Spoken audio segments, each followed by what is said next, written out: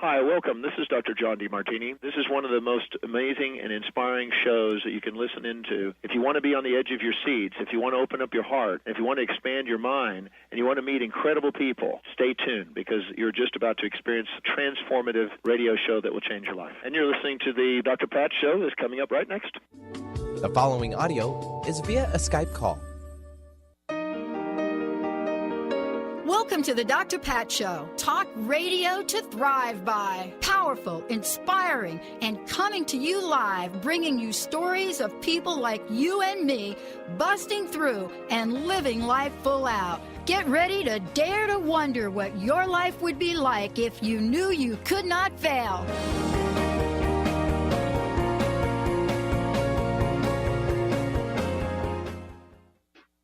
Hey everybody, welcome to the Dr. Pat Show, welcome to Transformation Talk Radio, and welcome to the questionable parent, Dr. Glenna Rice, joining me here today, and we got a special show too, with Stephanie Richardson joining us here.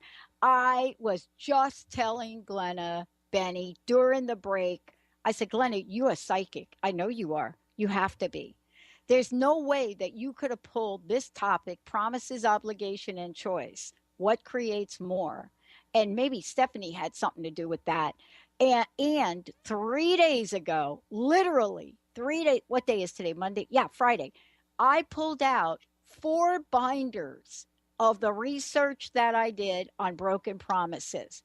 Now, why did I do that? I don't know why. Oh, Glenna hates when I do that question, but it is a why question because maybe it's a what else is possible question. Dr. Glenna Rice joining me here today. You know what? Beyond being the rock star of what else is possible here, she is somebody that is taking a message out into the world and helping understand that we don't have to live in the probability of things. See, that probability is like a statistical deal. What if we could live in the possibility of things? And how does that change our lives? We'll get ready for this today. Beyond being an access consciousness facilitator, beyond being somebody who travels the world, she's like halfway across the world right now.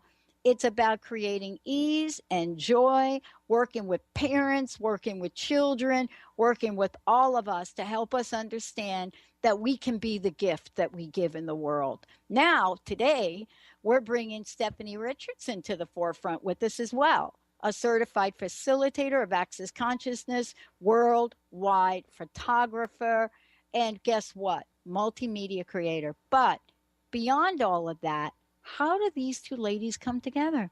What is it about her being the host of Good Girl's Guide to Being Wrong? I love that. What is it about these two that come together in the world to say, wait a minute, there's another little spectrum of a possibility we can talk about today. So get ready for this, right? We're talking about making choices regardless of obligations or promises. I don't know. I got a hot flash just thinking about that, ladies. Welcome to the show. Welcome. Thanks for having us on, Dr. Pat. Thank you so much. Yeah. I know.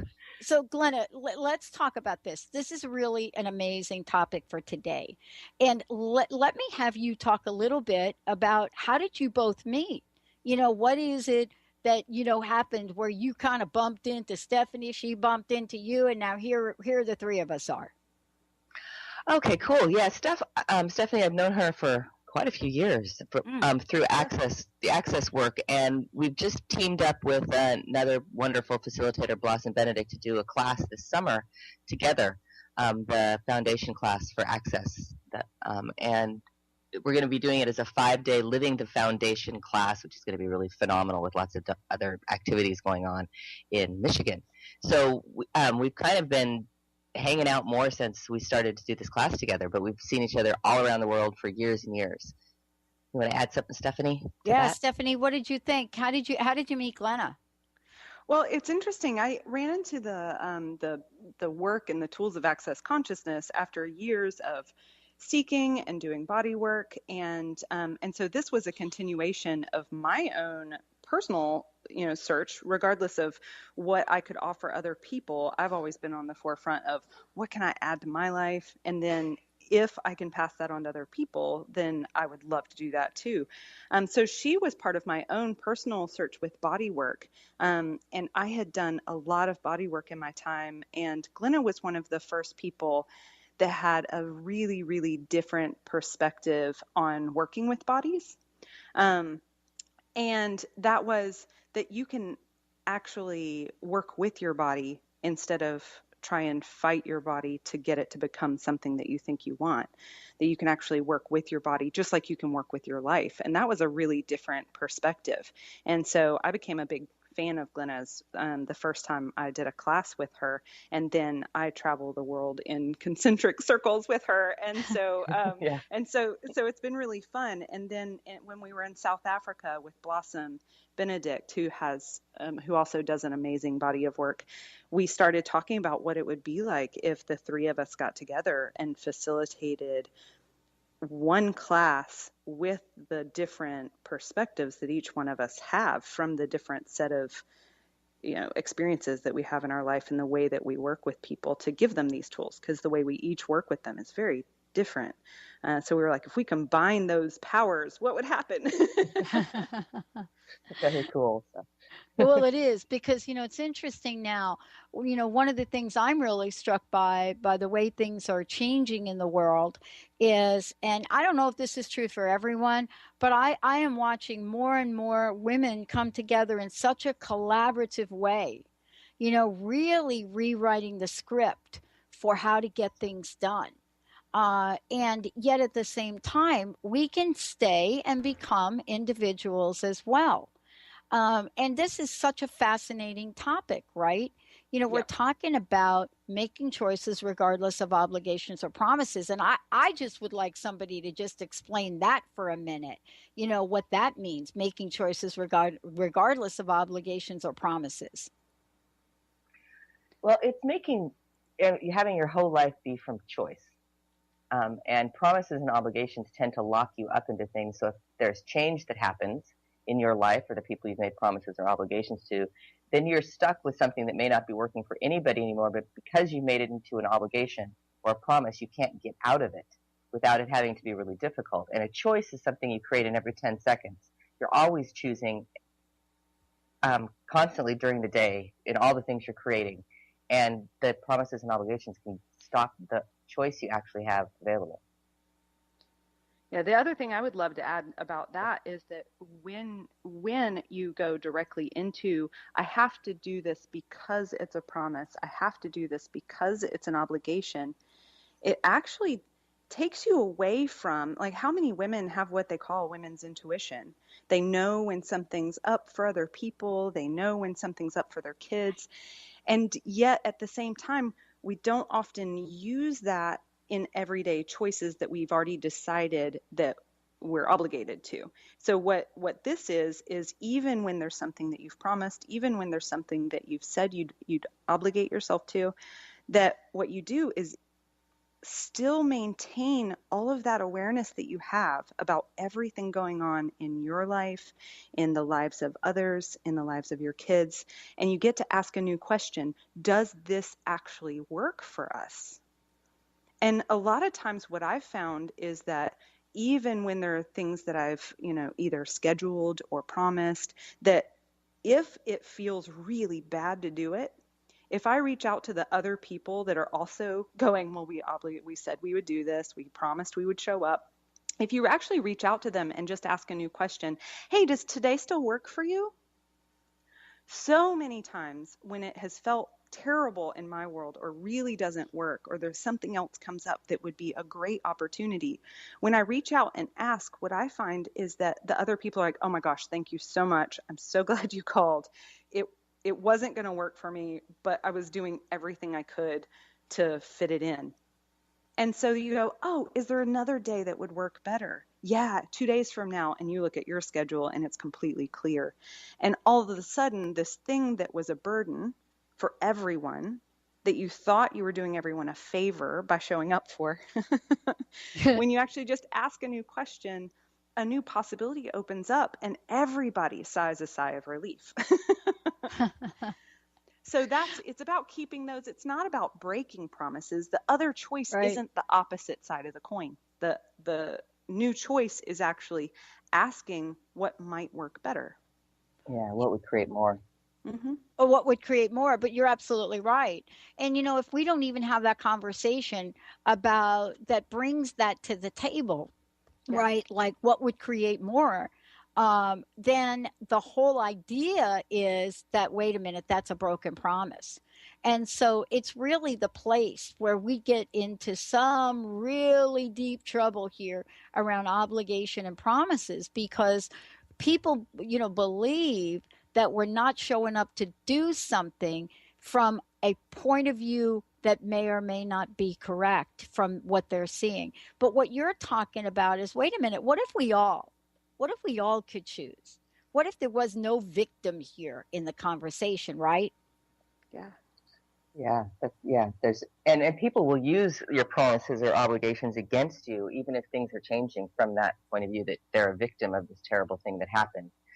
But when Stephanie was talking, when you really have a conversation about what works for everybody, you'll find that it works out better than you can imagine most of the time. I mean, I don't know how many times I've had schedules in my physical therapy practice where I thought I was running late for something and trying Yeah. to rush out the door, and this promise that the appointment's going to be at a certain time, and feeling really strange about it, and then getting the phone call from the person and they're stuck in traffic or they're not going to make it at the appointment at that time, and I'm going, oh yeah, that's what I was actually perceiving the whole time. That was the awareness I had, was that it actually wasn't working for anybody. And so often when these promises or obligations aren't working, it's because we're not choosing what would work greater for everybody, and we're not asking questions at all about Right. what would work for us. Yeah.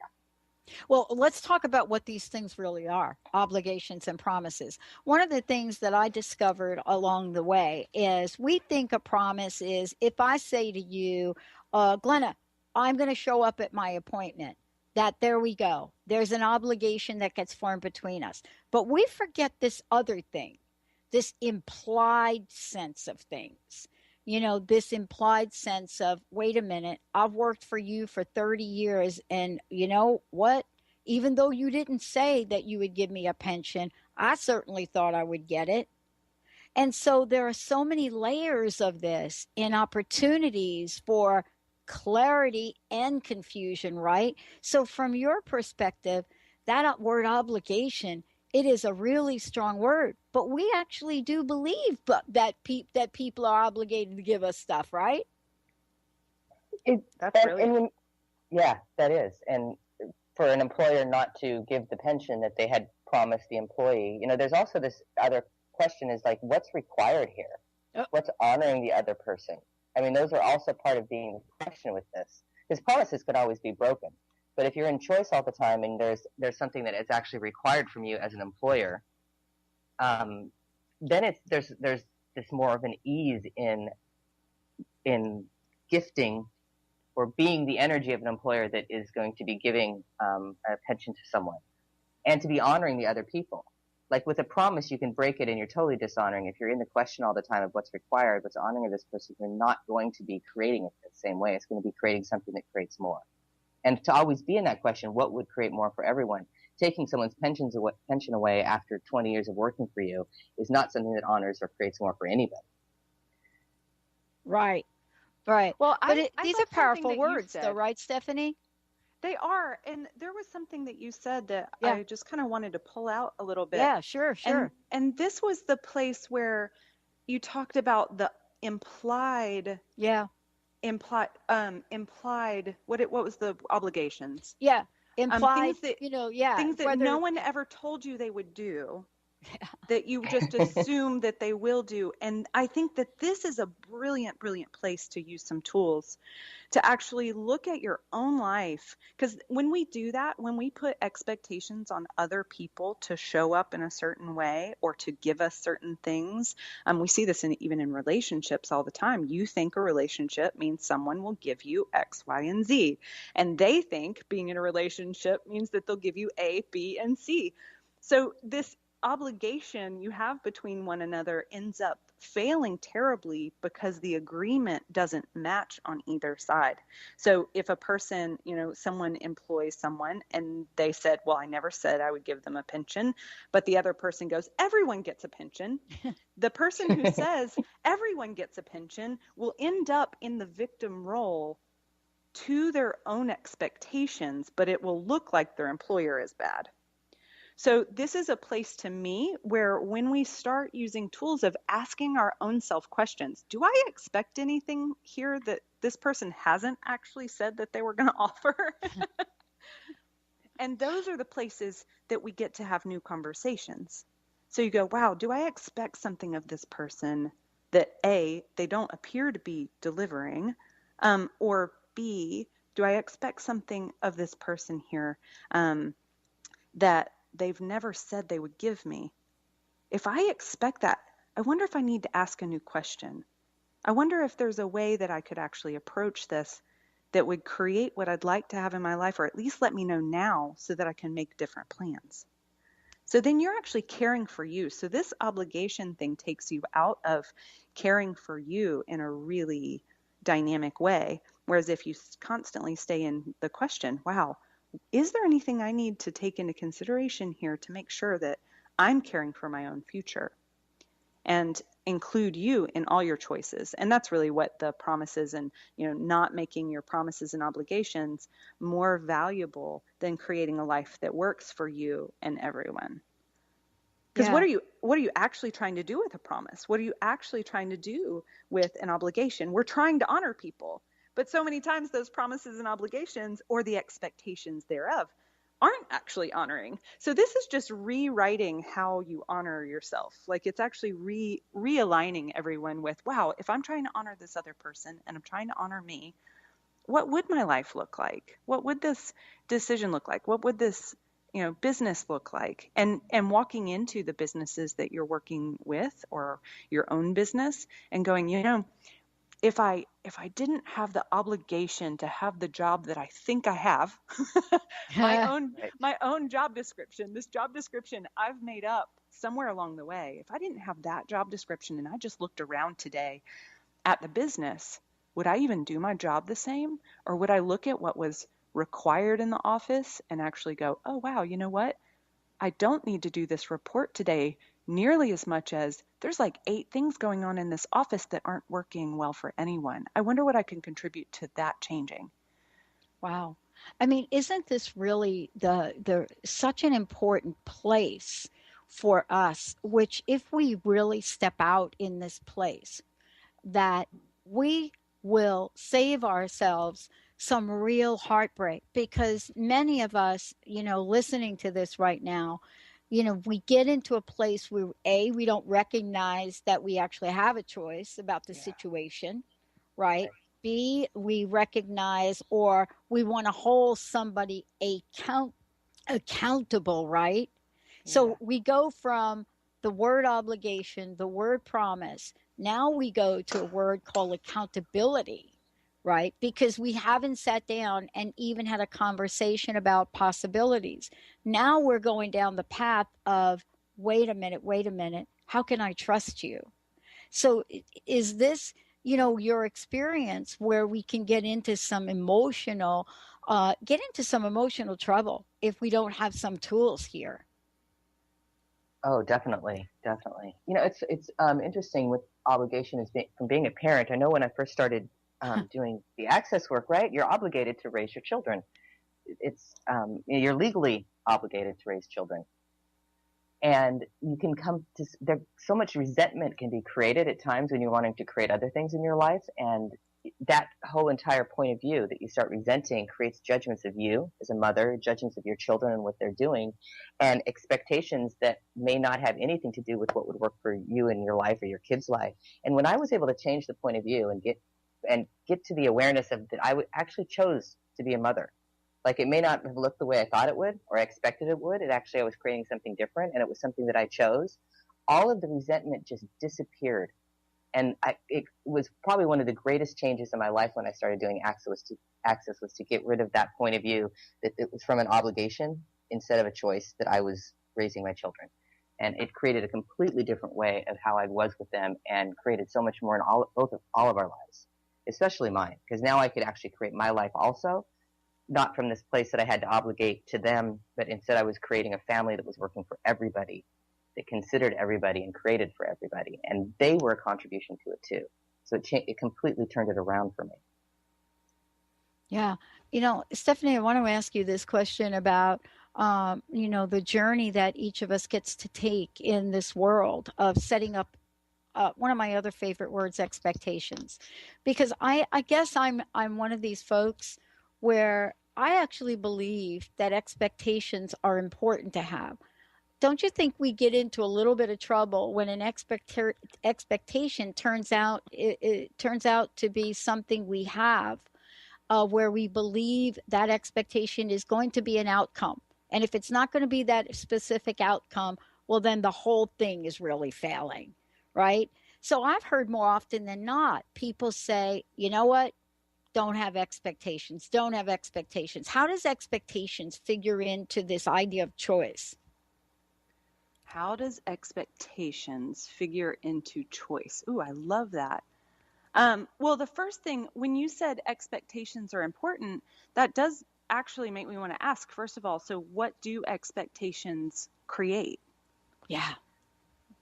And, I think what happens is we've been taught that if you have an expectation, let's say of yourself, that, I'm going to expect that I show up this way, or I'm going to expect me to be a good person, or I'm going to expect, what are some of the typical expectations that we have? And this is where people can do it Sure. now. Like, what expectations do you have of yourself? And in those places where we have expectations, the problem with them is that you can either meet them or fail. Yeah. That's what you get. Right. You get to meet them or you get to fail. There is no other option. And there's nowhere to go with it either. If you didn't meet it, you failed. And then you're like, well, I'm a failure. And I guess I can try again, but I'm already a failure. Now I can expect that I probably won't fulfill my expectations, but I'm still going to try and expect it of me anyway.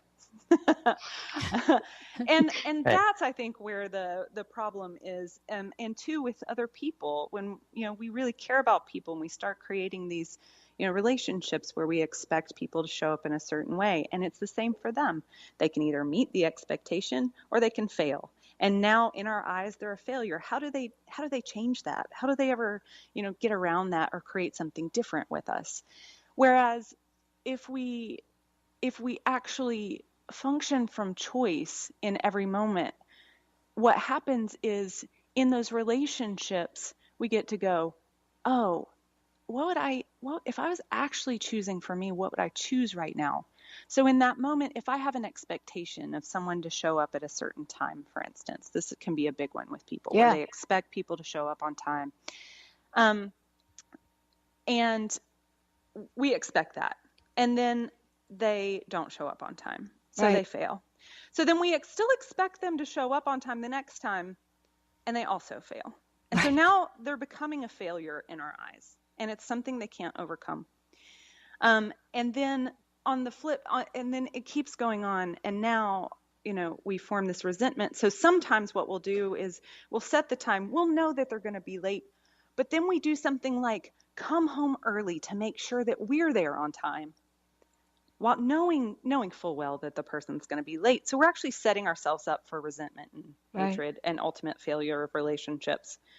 Whereas if we've in the foundation class that we'll be facilitating coming up in July, one of the things we talk about is trust.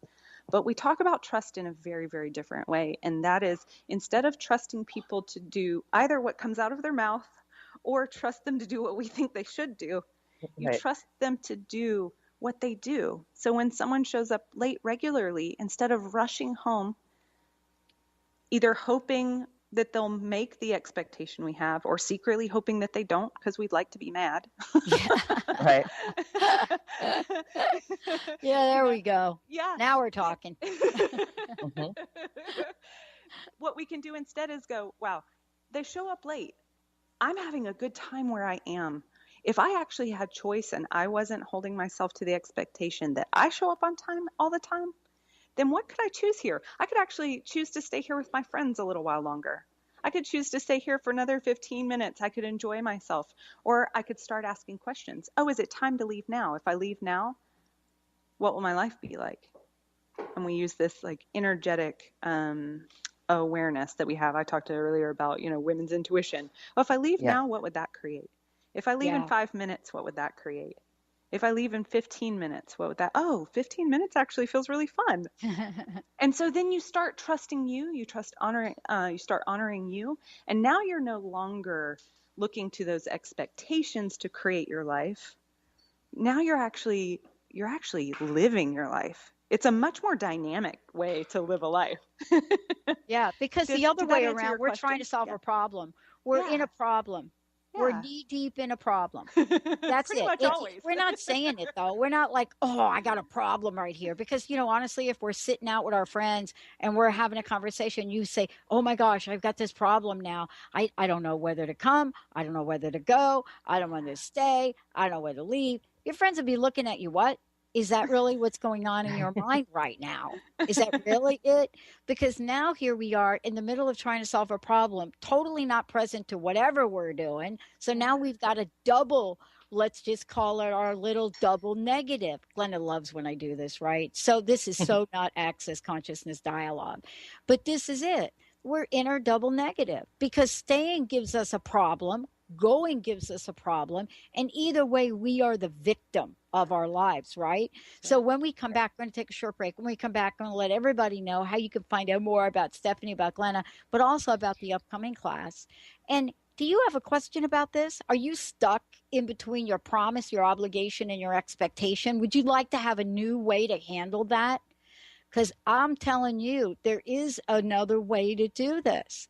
But if you are like right there, stuck in the middle, that's like a song. 1-800-930-2819. Why don't you give us a shout, get a little help on how to get yourself unstuck. When we come back, we're going to tell you more about the upcoming class, the telecalls that Glenna does, and much more, everybody. Stay tuned. We'll be right back.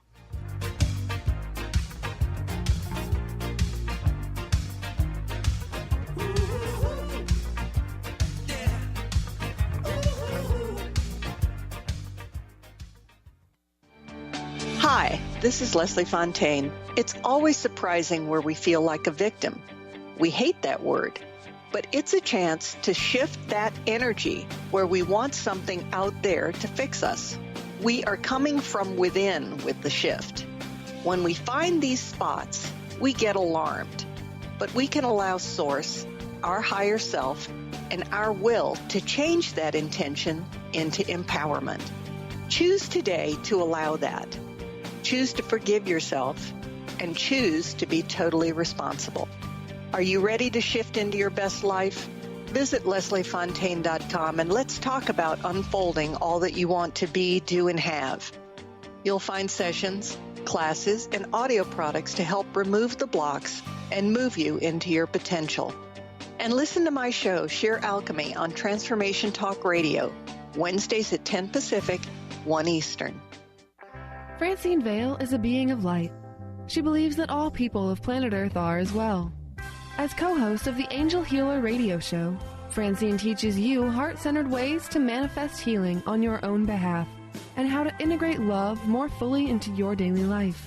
Connect with your angels as you find your life flowing with ease and harmony. Walk the path of light with Francine and Dr. Pat Basili every month on TransformationTalkRadio.com. Sky Siegel co-hosts one of today's most popular psychic shows, Angels and Answers, with Artie Hoffman, as she communicates healing messages from the spirit world. These messages can be astounding, enlightening, and life-changing. Born with the God-given talent of inner guidance and the amazing ability to heal, Sky has healed thousands of people. Schedule a reading with Sky now. Call 908-500-1474 and visit skyofangels.com. Have you ever tried to make lifestyle changes but had difficulty following through? Imagine what it would be like to get up each morning with energy, clarity, and motivation to tackle the day. If you want to get past limiting barriers that are preventing you from living your best life, join holistic health and wellness coach T. Carrie Mitchell each month on the Dr. Pat Show, or visit lifestyle120.com today and start to receive the personal attention you deserve. Abundance Takes Flight continues for the month of May. If you missed the extraordinary event in person, you will not want to miss this video. Make a donation to ShareWheel via abundancetakesflight.org. That's abundancetakesflight.org, and receive your life-changing video from Lynn M. Brown, 8 Things Directly from the Mouth of Money. You can also view the list of vendors who are gifting 50% off their proceeds to ShareWheel when you mention this ad for the month of May.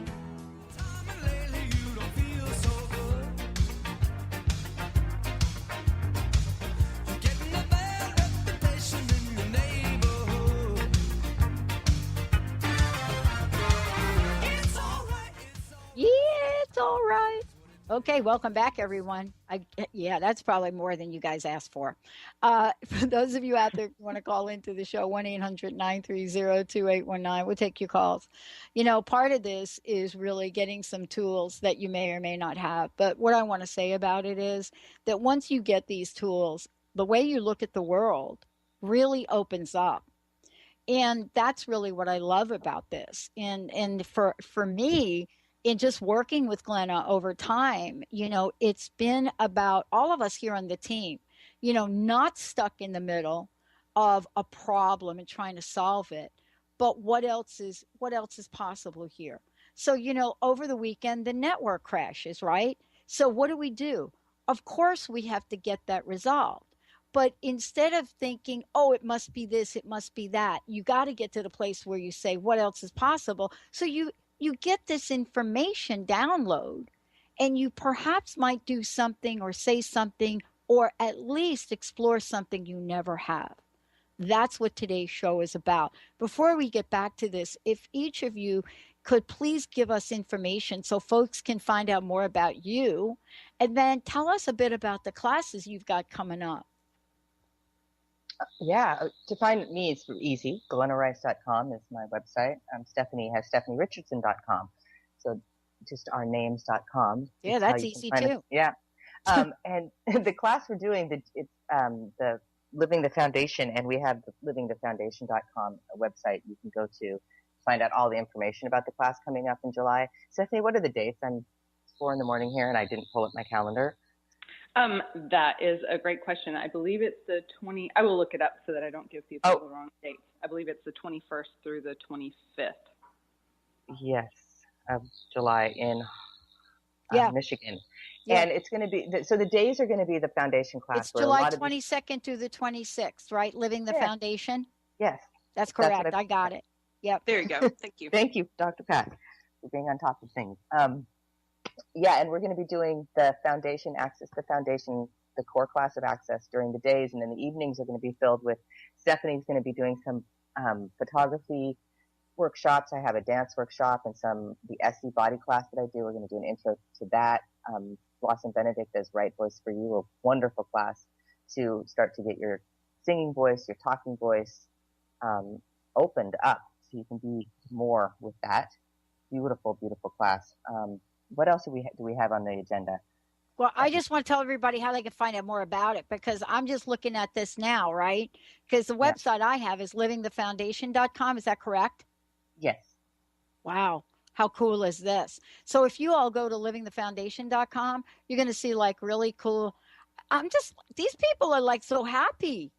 I'm just looking at these people in this website, and they're like drawing, and it's just like happy. And then there's like a little dog with a life jacket on. And so what else should people know? Because everything's here, right? It says where it is. I love that you're calling this a 5-day adventure. That is very cool. Very cool. And then, by the way, they can find out more. And if you want to find out additional information, if you go to this website, go ahead and go here. But also, you can also go to Access Consciousness website as well, and lots of information. You all travel the world, right? Yes. Coast to coast in the United States, but you also travel globally. So I want to just give a shout out for our Australia folks that tune into the show. Just so you know, Australia is also a place. And so the best way to find out about that, you can also go to drglennarice.accessconsciousness.com and find out lots more about that. And of course, StephanieRichardson.com. So we're going to make sure you have lots of information. It's very, very cool. Thank you both for being here. And, this is a conversation that's near and dear to my heart. I did not have the tools that you all are talking about to help along the way, especially when I was when I was knee deep in research about this. But I will tell you, let's talk about trust, because I cannot point to a single time that in the research I did on this about promises and obligations, not a single time where the story that was told was a pleasant one. Some of the kind of emotional trauma that people have from promises and obligations and not really exploring that idea of possibility, it is really devastating for folks. What have you all discovered in taking this out into the world? Stephanie, what have you discovered when you take this out and you talk to people about this, right? What are some of the stories you hear? Well, one of the stories that I hear over and over and over again is one of the cultural implicit ideals of what people should deliver to one another. And that is whether it's in the business world or whether it's in relationships, that other people should honor us. And we love that idea and we love living with it. And so over and over again, the story that I really hear the most is where we've wanted so much to believe that things work out and that other people are looking out for our best interest, that they're thinking of us actively and actively working to create something greater for us. And over and over again, that promise, almost without fail, has been broken. In part because most people don't know how to care for other people in that way. And so we're expecting them to do something that they've never been taught how to do. They don't know how to do. They don't even know how to do it for themselves, much less someone else.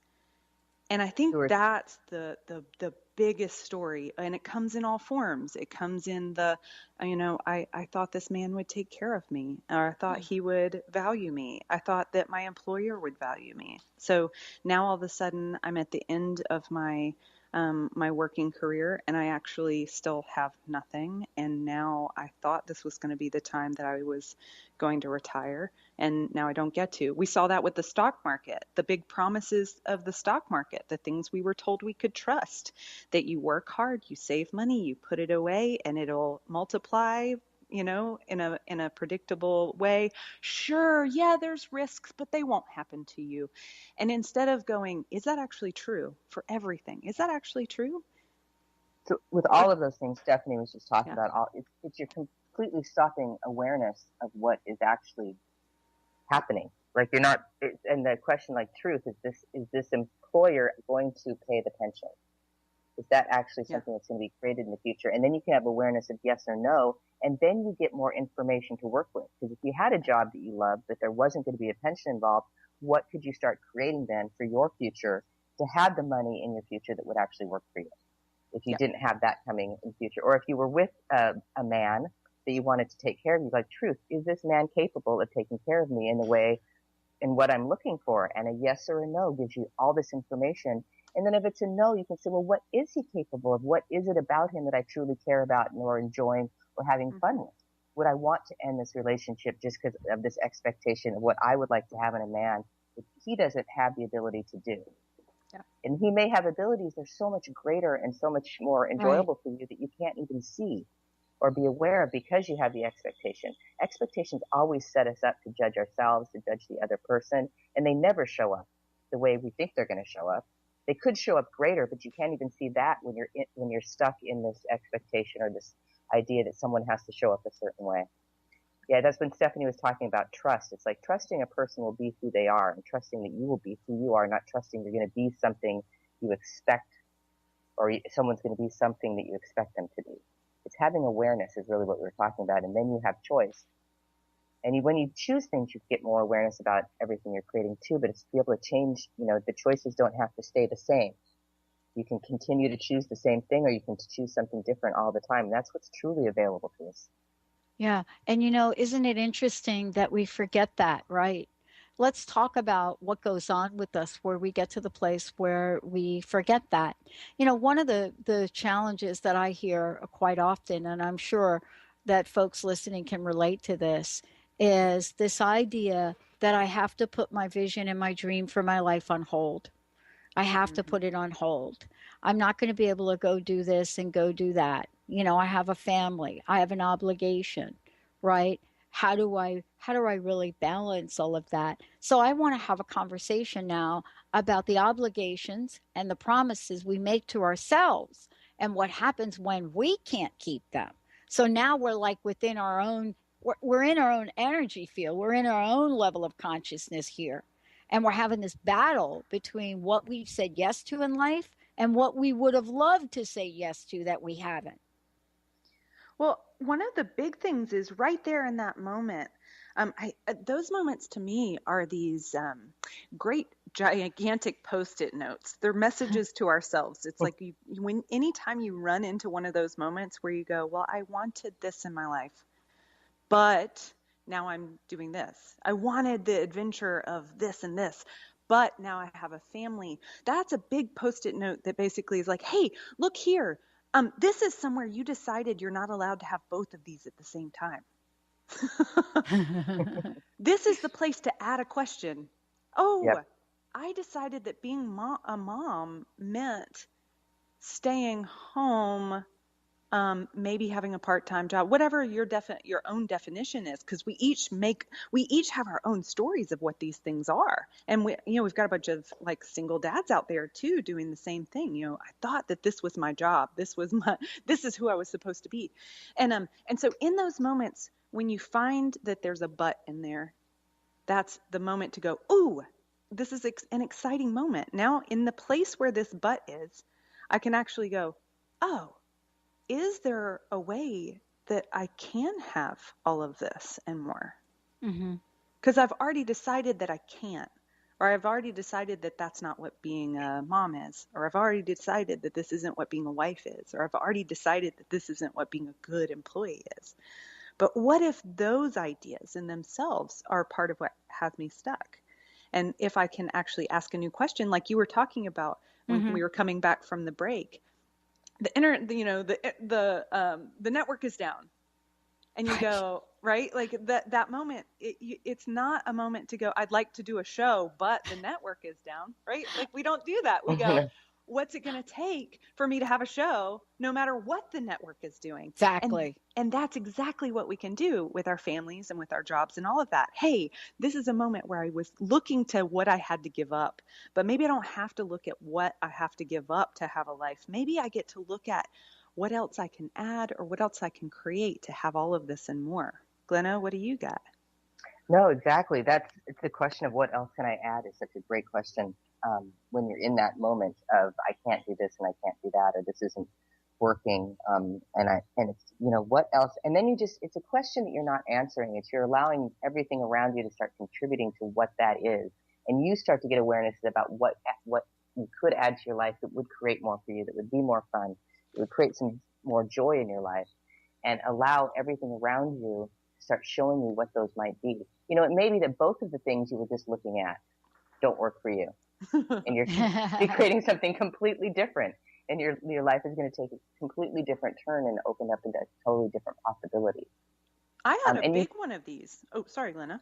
Oh, no, I was just going to say, you don't necessarily know what this looks like, but you get an energy of what it creates. You get this energy of like looking into what your future is going to be like with these questions that has a lightness to it, and it's following those energies that are light for you, the ones that make you smile.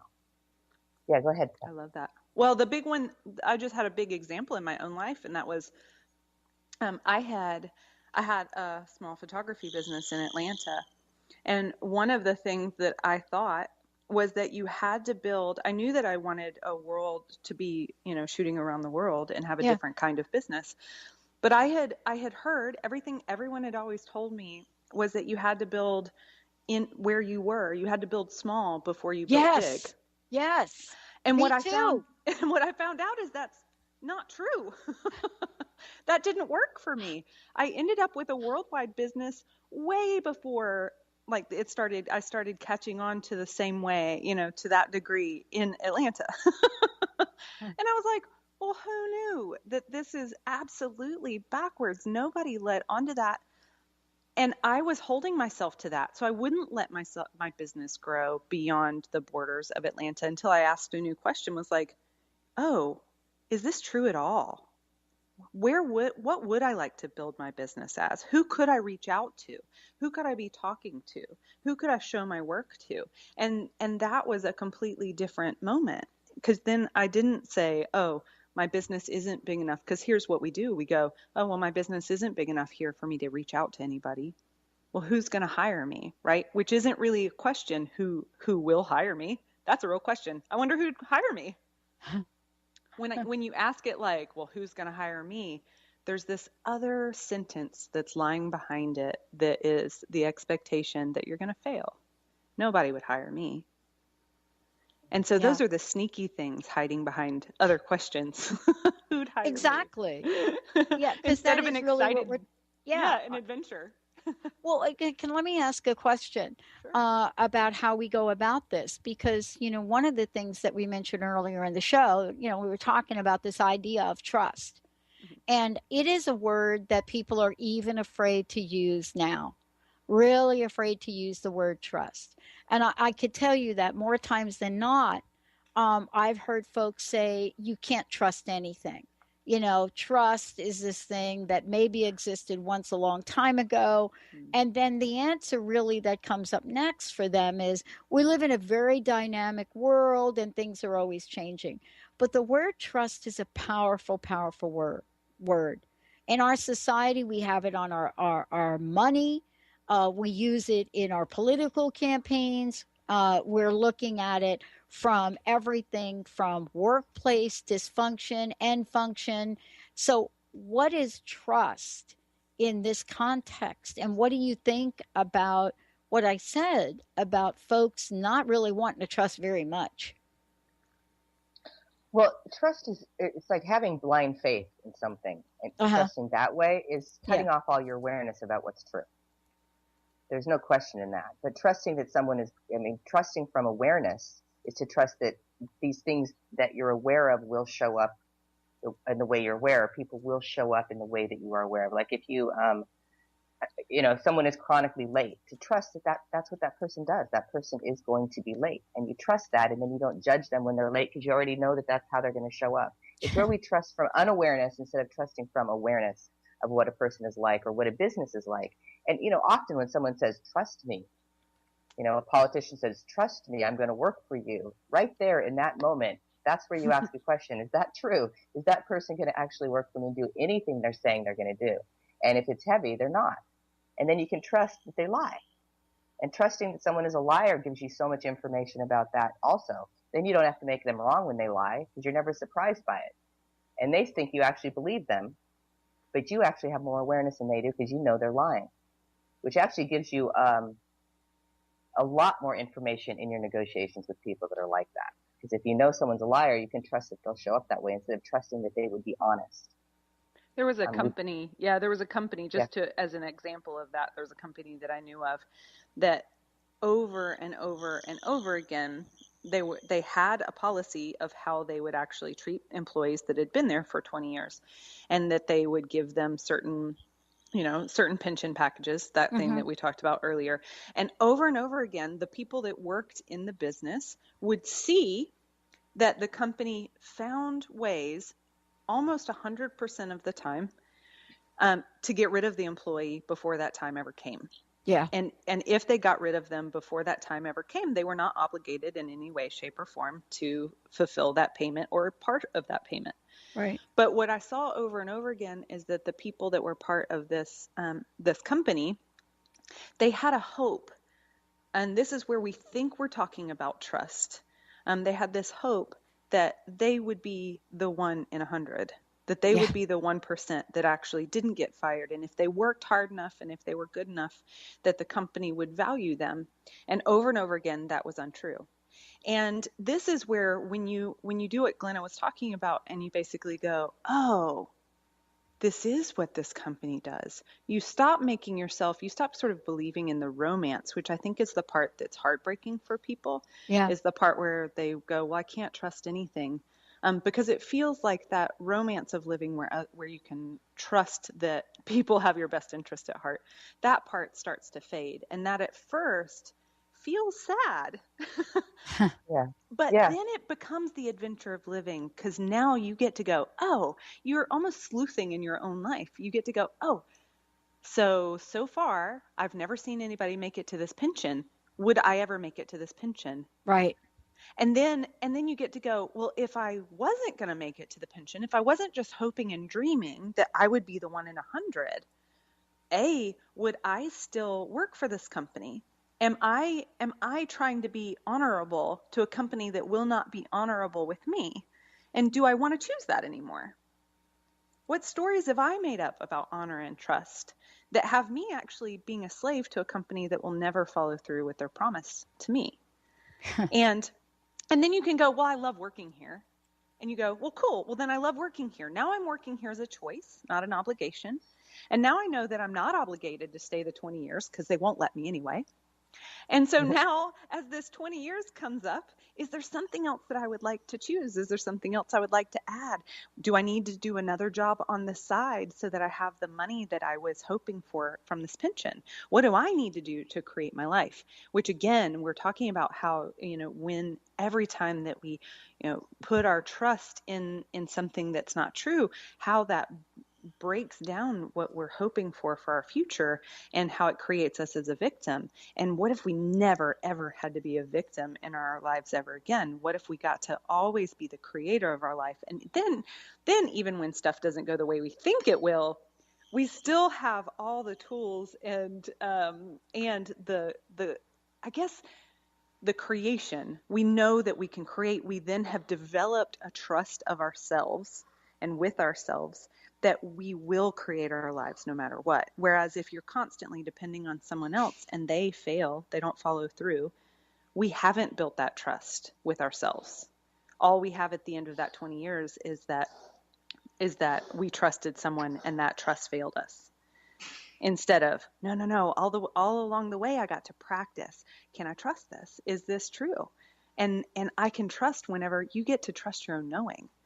That is a trust that can never be taken away from you. Yeah.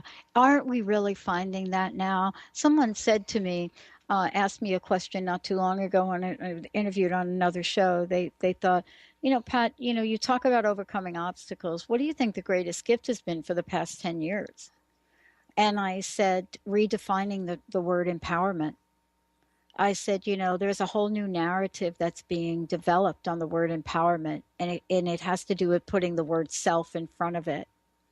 And I think that's what you just shared. What you just described way more eloquently than I did is this idea that there is a whole new level of trust that we can develop if we had tools that could help us get there, right?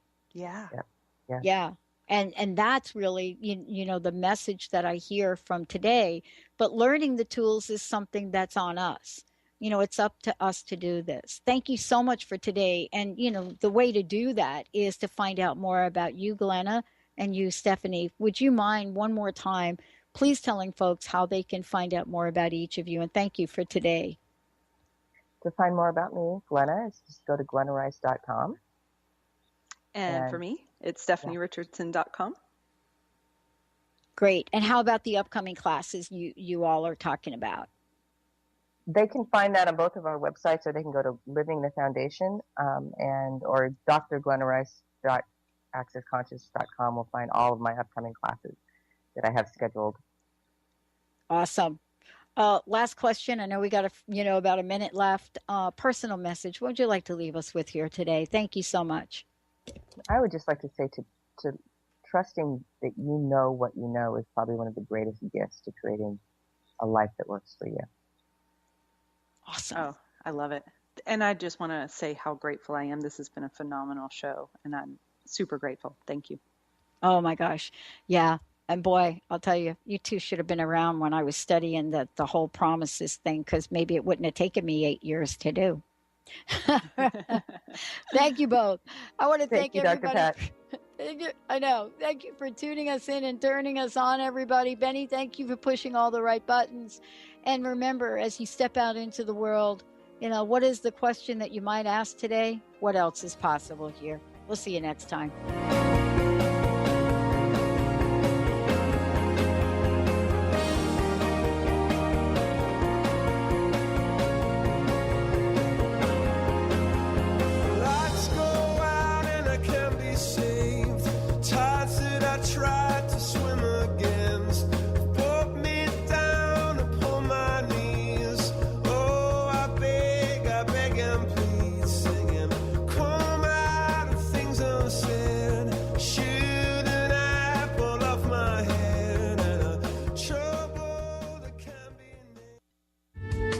The preceding audio was via a Skype call.